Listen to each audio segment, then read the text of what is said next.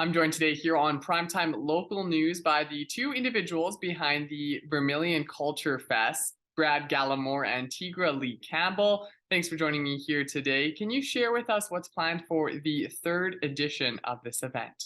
At this year's Vermilion Culture Fest, our third one, we're going to be having like a lot of live performances again. And these will come from different cultures, different cultural backgrounds. You're going to get a variety of stuff from a mariachi project to Bhangra dancers and everything in between. And of course, the highlight this year, again, is the food. There will be food from a variety of different cultures, and you're never disappointed. And we're happy to introduce this year bubble tea for the first year. So that's going to be an exciting draw for a lot of people. That's awesome. Now we're in the third year or going into the third year. How has this festival really grown over the past two editions that you've done already? We definitely have a lot more to add to the event itself this year. And last year, we had people reach out to us about coming and performing and having a vendor table. So that was really exciting. We've just been reached out to by other different individuals as well. So the awareness is there because it's our third year. And can you share a little bit of the backstory about how this festival came to be? It was like a spur of the moment. I think we were aware that there was a grant for something like this. We saw that St. Paul was putting on something similar, and Tigger and I looked at each other and we're like, we can do this. Having zero experience with event planning combined between the two of us, we thought, sure, why not? What could possibly go wrong?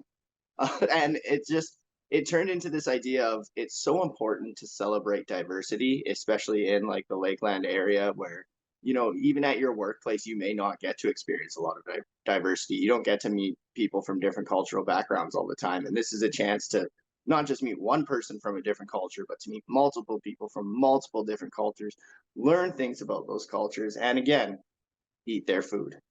Yes, absolutely. It is. And yeah, just exactly like Brad said, it's celebrating our differences and celebrating our backgrounds and our uniqueness to one another. So I feel like the Lakeland region is diverse, it is multicultural, and this is a great way to learn about each other and to get to know each other. And like Brad has also said, eat good food. I, for one, know that the food will be probably one of the biggest hits of the festival. Things kick off on the 23rd and continue on the 24th. Where will the festival be taking place? It will be at the Vermilion curling rink again for the third year in a row.